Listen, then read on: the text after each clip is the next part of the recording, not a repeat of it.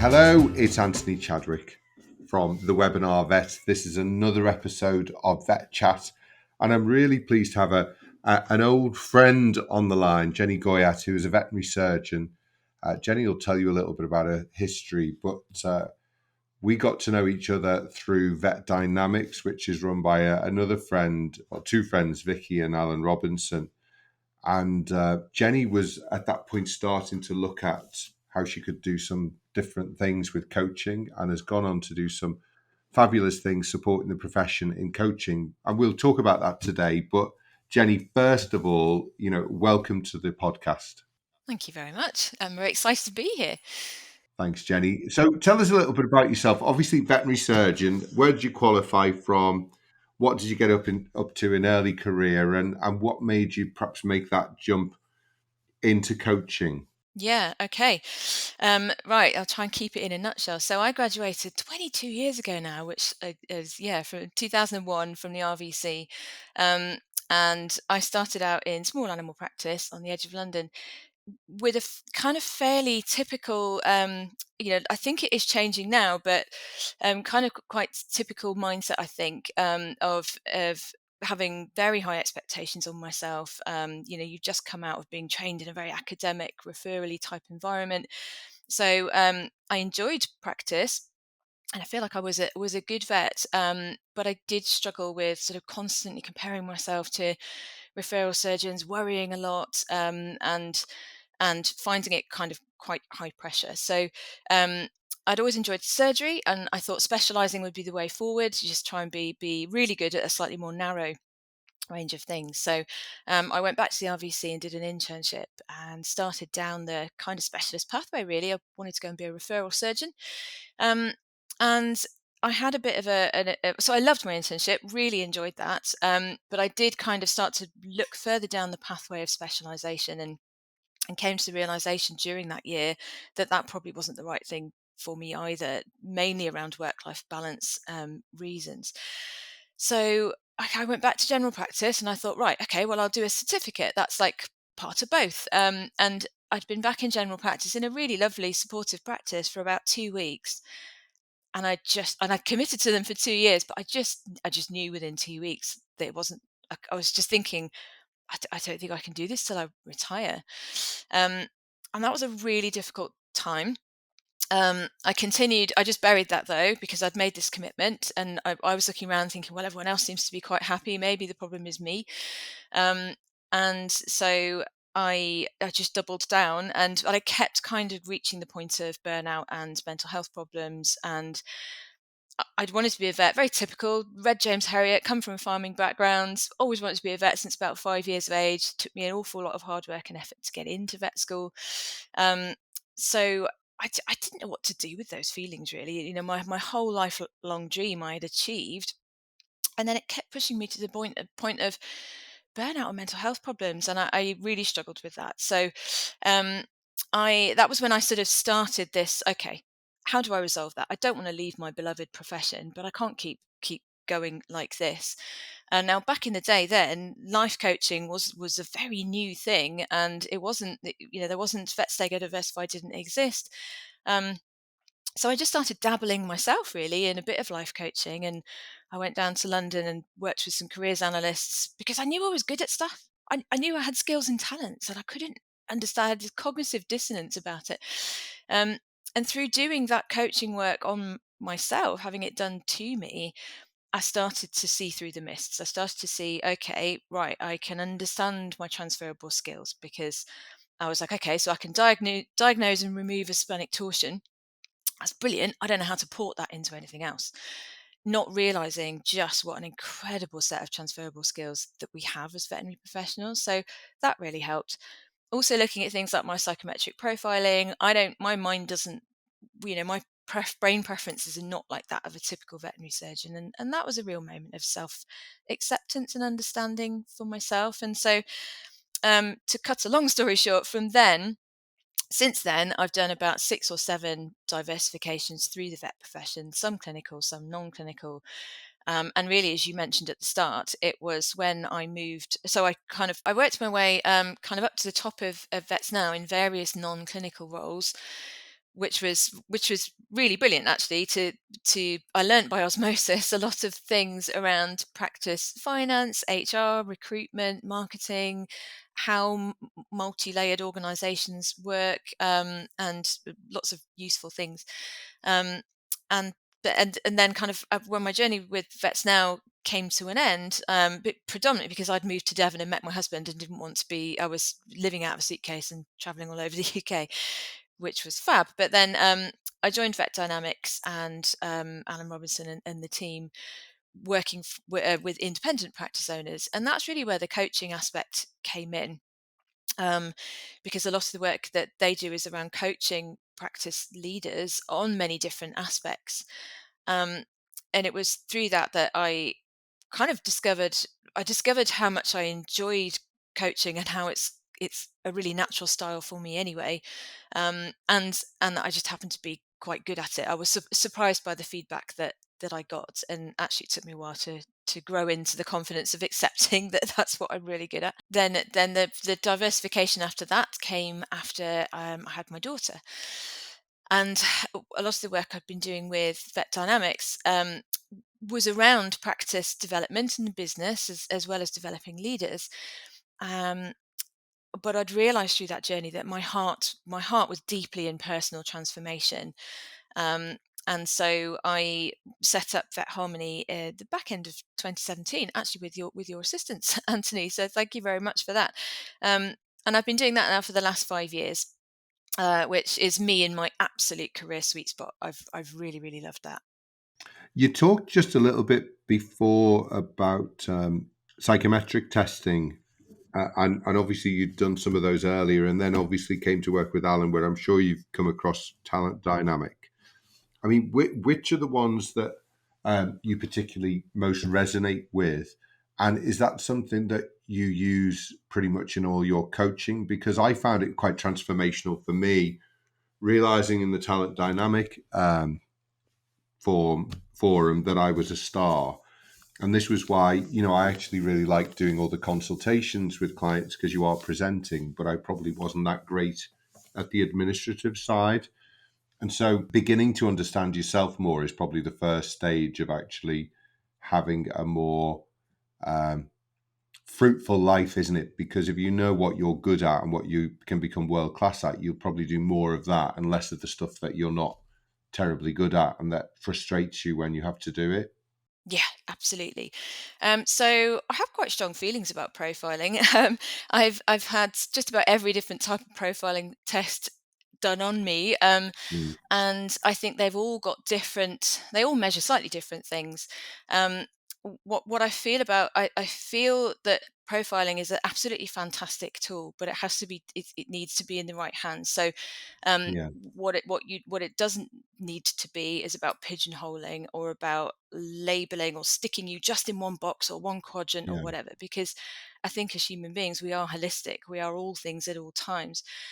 So I think the skill I think so yes, I have a particular type of profiling that I do in my business that I've gravitated towards because I find it works really well with vets, because it's based more on brain physiology than and dominance patterns within the brain than it is about personality.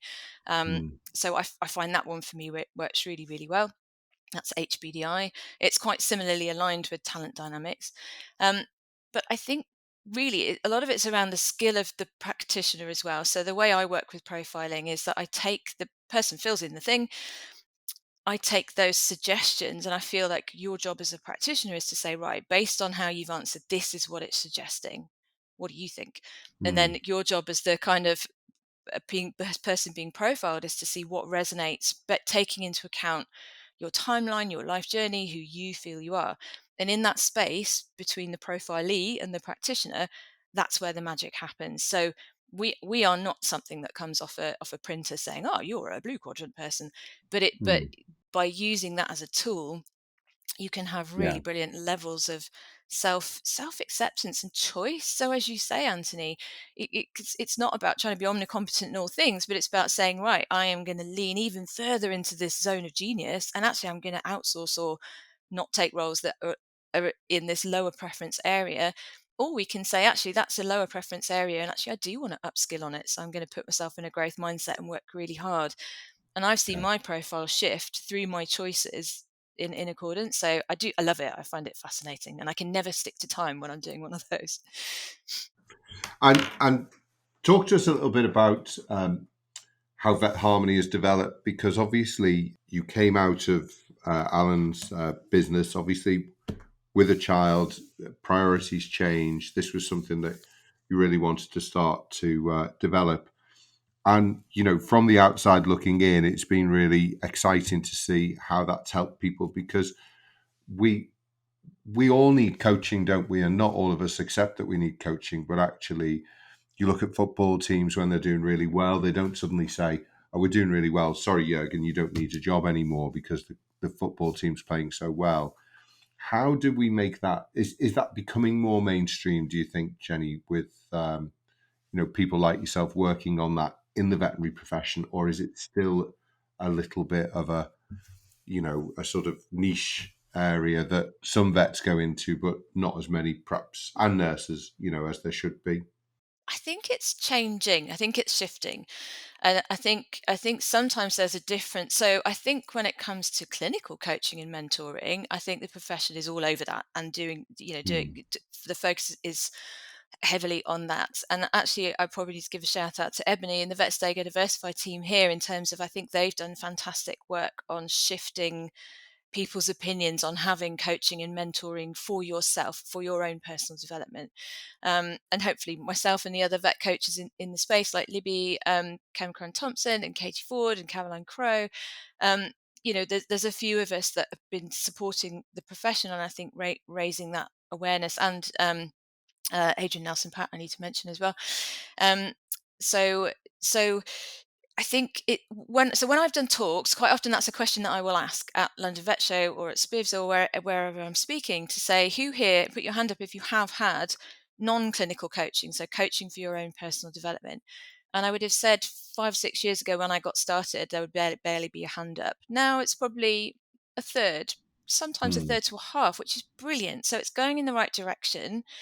And I think the shift to come next is that coaching isn't only for it's not like a remedial therapeutic thing always, as in when I've just done my professional certified coach training, and a big emphasis there is on it's almost like it helps you to get the best out of yourself. So it's very helpful when you are lost and stuck, but it's not only for that as well. It can just help you, as you say, with sports coaching, for example, to get the best out of yourself. Yeah, I think that's so important because it can be linked in with counselling, which of course, Very it different. isn't. That people seem to think it's only the time to do it is when you are going through a bad spell, and then obviously you possibly need more counselling than coaching, don't you? Yeah, I have some clients where we're doing both. So I think your skill when you're doing your onboarding, I'm always tuning in for what does this person need? Do they need more therapeutic help? Are we trying to get them from -5 up to ground zero? Mm. Or is this person ready for coaching? Because coaching asks you, you have to have accountability and self responsibility. You have to be in a place where you see that you're the common denominator in the things, what's happening in your life, and be ready to shift your thinking, not do what you've always done. What you've always done has got you very successfully to this point, but what's got you here is probably not what's going to get you to where you next want to go. And there you're going to need to change behaviors, thinking patterns. Um, it's not necessarily that it's very cathartic work, but it's not always the easiest of work. And you have to be ready. Mm. And when I'm talking to a potential client, that's what I'm assessing. And I will signpost quite vociferously to say, actually, I think you need more therapeutic help, whether that's, therapy is more looking at what not I don't believe anyone's broken and needs fixing, but therapy is more focused around where are the challenges and what needs to repair and heal. Mm. Coaching is much more future focused in terms of where do you want Yeah. to be? Do you even know what you want? Let's work out what you want, or let's create what you want, and how are we going to get you there? So it's focused in the opposite direction to therapy. As you say, the skills that got you to learn how to ski, as in snow plowing down a green slope, won't actually get you down a black slope. You have to learn a different technique to get down a black, don't you? Yeah, and I think but important point there is it's not always about more upwards, more qualification, higher level, harder work. Like I talk a lot about evolving and evolution of what's the next what's the next right most aligned thing for you at this stage of your life, and that might be upwards and more, it might be less and down, it might be sideways. Evolution can go in any direction, and I think Yeah, sometimes quite a lot of the clients I work with need permission to actually do less, to slow yeah. down, to go for what they want rather than what they think they should have or what they see their peers doing, especially in a quite, perfectionist, high level, goal orientated profession. I do a lot of helping people give themselves permission to actually do less. Yeah, and I think it's right with the skiing thing. I took up skiing quite late. And although I would love the idea of going down a black run, actually, I'm more a sort of blue type person who can just about manage blues. I'm pretty tall and I sort of turn at the same speed as the Titanic. So I'm probably not best on these tight black runs. So no, it is a really good point because I think we all want to do better, but it's also accepting ourselves as we are with our, we do have limitations as well, don't we? Sometimes, if we have limitations of height or whatever. So no, it's a really good point as well. The Webinar Vet has been serving the veterinary community with CPD for over a decade, but did you know we offer so much more than just that? Our sister company, Simply Vets, have veterinary jobs all in one place. We serve the full veterinary team, providing permanent and locum roles in practice, whilst also providing a simple and transparent solution to IR35 where needed. We also care about the environment. That's why we plant trees for every one of our practice members. To find out more, please visit simplyvets.com today.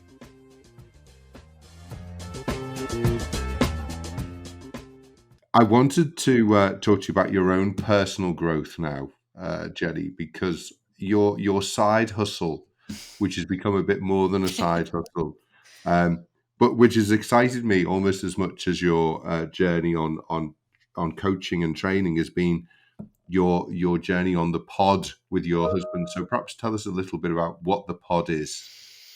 Yes. So, oh my goodness, how to keep it concise and in a nutshell. Okay, so the pod itself is this beautiful, incredible creation from my husband Kyle. It's a floating glamping pod in essence. So he has it's been probably 10 years in conception and creation. It's hand built from wood. It's geodesic, but like a solid wooden geodesic dome structure. It floats on a 7 meter platform.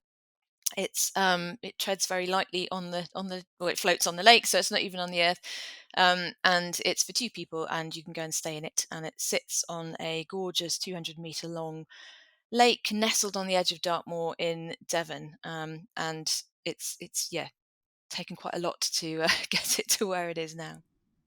I think it probably shows that the two of you are quite persistent, because I know you've had problems with planning, with finance.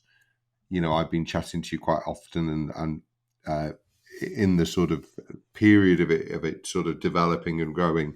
But now it is actually having people coming in to stay, and I know you've had so many wonderful testimonials from that. And I suppose when something like that works well, having that gratitude sort of reflected back to you is hugely satisfying, isn't it? It is definitely, and actually, people are very interested in the story of how and why it came to be, because it is quite a unique thing. Um, and so, quite often when Kyle's doing the check-ins, he's trying to say to someone, "Can I show you how to use the log burner?" And they're like, "How did you make this? And why did you make that? And how does this bit work?" And Yeah. the journey of why we even made it and how it came to be is often more interesting to people than when we're trying to check them in.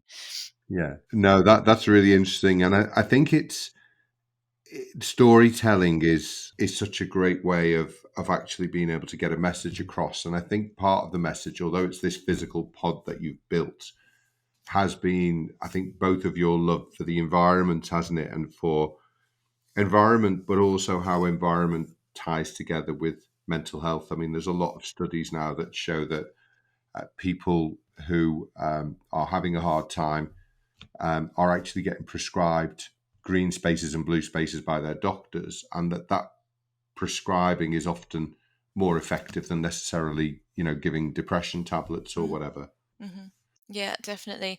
I mean, Kyle's original driver to build the pod in the first place was to create a beautiful space that just takes you out of your normal life and captures the essence of, I don't know if you've had this experience, Anthony, but when you're a kid and like you discover somewhere, usually in nature, and you think you're the first person that's ever found anything like it, and just that magic, that childlike magic of discovering somewhere secret and amazing, and that was the sort of feeling that he wanted to create. And it being in nature and it being well off grid and in nature, not in an urban environment at all, was important for that kind of getting back to the wild benefit to mental health. And then with it being floating, that adds another dynamic. And the number of people, because we didn't own a lake, we didn't have any investment money, we didn't have planning permission, the lake can't be in a flood zone because people stay in it, and it can't be on the area of outstanding natural beauty or in the Dartmoor National Park. So trying to find a body of water that Yeah. fitted all of those criteria,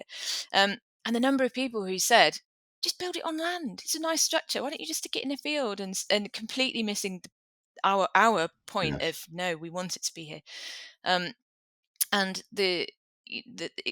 the number of guests where they arrive and they're seeking that mental health benefit in terms of, we just want to stop, just want to do nothing, we want to hunker down. And because there's no Wi-Fi, because there's no signal, because you just have to be in this beautiful environment, then people are saying it gives me the excuse to legitimately stop and do nothing and just rest. And I think people need that. We know we need it. And I think when I look back and you talk about the secret places, my parents had a caravan in Gisborne in the Trough of Bowland, and I used to wander off into fields, where you could see the spotted fly catchers flying. And I remember just lying on my tummy with my binoculars and just spending, a long time there just watching them because of that joy and that secret place, which I'm not sure if we would send, a sort of young teenager out into those areas now, which is a shame. But anyway, I really agree with that idea of the secret space. And also, we didn't have that disturbance of internet, which has been a great thing in a lot of ways. But actually, to digitally detox for a couple of days is massively important, isn't it? Absolutely. I mean, there's a single estate vineyard on site, and it has a beautiful cafe and restaurant. And so you can, if you're desperate, you can go up there and have a coffee and check your messages. But when you're actually at the pod, there's zilch, nothing. But then what it does is it brings you into present moment awareness. Like Kyle and I have been sat down there of an evening, and we talk about the dawn chorus, but I'd never realized the racket that birds make when they're putting themselves to bed. And Mm, actually, when you're sitting there with a glass of wine on the, you tune into what the wildlife is up to, and you get this fantastic auditory show, from the birds as they're mm, roosting and watching kingfishers and bats. And so it's there's still things to watch, but it's really present moment awareness, which mm. is lovely, and I think just makes you feel better. Now, I'm a tiny bit disappointed, Jenny, because we have chatted on several occasions about this, and you have missed out a very important fact that you've just brought in there, that it is actually also situated on a vineyard. And I think not too much wine, but a little bit of wine also really helps the spirits as well, doesn't it? It does, Especially on a especially, lake yeah. with a loved one. Yes, completely. The vineyard is a really good, because it's a farm. The chap who owns the farm, he's a right old character. He's in his 80s, an ex-pro retired surfer, and all his 4 children have stayed on the farm, and they've all diversified. And so it's his daughter Sarah who runs the vineyard with her sons, and the the vines are beautiful, and you can the cafe is all locally sourced, produced food. So it's a similar ethos to what we're doing with the pod. Um, and so yeah, they do like wine tours, and yeah, so you can go up there and literally sit drinking Devon wine that was made in that field that you can see there, whilst looking down at the pod. So yeah, that's a nice thing for us to have, for our guests to be able to access as well. And I think the other side is very much the conservation side is obviously an area that, I'm fascinated and passionate about. But obviously it's kind of been in the fabric of what you're building. So not only just in the wood, but in the position on the lake, an area of natural beauty, trying to give people that chance to reconnect with nature. Because if we're more connected with nature, we'll make those decisions towards nature. So locally sourced food, taking a holiday there, maybe rather than jumping on a plane, which obviously adds, to your carbon footprint. And I know also because you are off grid, you've actually had to power the pod with solar panels. How's that all going? It's been really exciting, actually. My husband's amazing problem-solving brain. It everything that you need in the pod, we've then had to think, right, how do we do that 100% off grid and sustainably? And that's been a lot of chin scratching. But like you say, it's all built from local timbers that were sourced from sustainable Devon forest 10 minutes down the road. The outer shell is also charred. So this is an ancient technique that's been done for thousands of years by the Japanese and the Romans. And if you char the outside, it makes it all lovely and blackened, so it sits quietly. It's basically like a giant bird hide. Um, but also you don't need to use chemicals, so there's no chemicals to preserve the wood. It's 100% solar powered, so we've got 6 solar panels on the pod that fuel 2 batteries. But all they really do is the lighting in the pod, and there's a little LPG boiler for the kitchen and the hot shower. But because of that's all had to be eco-tech, so it's all really low-level LED lighting. We want to be minimal impact on the wildlife, so the outdoor, there is some outdoor lighting, but again, it's very low level. So when we had our ecology report done, there were dormice and bats, but we weren't a problem because we're low light pollution. Um, everything comes off the pod. So we have a soak away for the grey water system, a waterless compost toilet. So we're mindful of water consumption as well. Um, so and just choices. There's a lot of guests where they'll say, "Oh, have you got a hot tub? That's how I'm going to decide where I'm having my holiday." Yeah. And we've made a decision not to do that because they're not very sustainable or eco-friendly to run. So our solution to that was, when this was actually my idea, not my husband's, was to we stuck some catamaran netting on the front edge of the pod, so you can climb into the catamaran netting with your gin and tonic and a cushion, and literally you're hovering out over the water. So you may not be in hot bubbly water, but you're literally Yes. suspended over the water. So just creative choices like that, that are climate friendly. And I know, obviously, not to sort of encourage people to go for the wrong reason, but there is also a little family there that are quite unusual living on the lake, isn't there? There is. So we have wild beavers. And I had a fantastic, insightful conversation with Sean McCormack, who set up Ealing Wildlife Group. I'm sure many of the listeners will be familiar with Sean, around rewilding and conservation. And so we're getting some trail cameras so that we can, from a distance, the beavers are definitely there because they keep chewing through the mooring ropes for the pod. And we find the wood that they've chewed blocks up the outflow for the lake. So it's that they're definitely there. And we know where their kind of roost hide dam part is. So we're going to get a trail camera so that we can just document the wildlife and share that with people that are following us, because I think we've got a lot of wildlife on site with the beavers. Also, Sean's given us some great recommendations for putting owl boxes up, bat boxes, doing bat walks with bat detectors, and things whereby we can just bring that level of wild nature to people who but who perhaps aren't fortunate enough to live, with it right next to them in that way. But again, from a perspective where we're not disturbing the wildlife, we're just observing it and supporting it and setting up our site so that it's encouraging and conserving the wildlife that's there.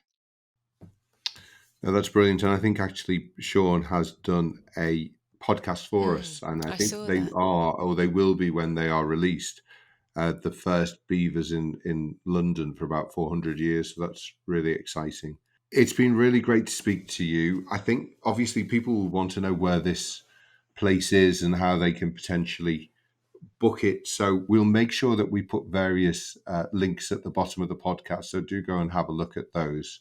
But presumably also, Jenny, you've got an email you can shout out now so that people can scribble it down if they want to, how they can get in contact with you, either for your coaching or for the fantastic pod that you've created with your husband. Definitely. So probably my email would be the easiest, and then I can take inquiries on either fronts. So that's Jenny, JENNY, at vetharmony.co.uk.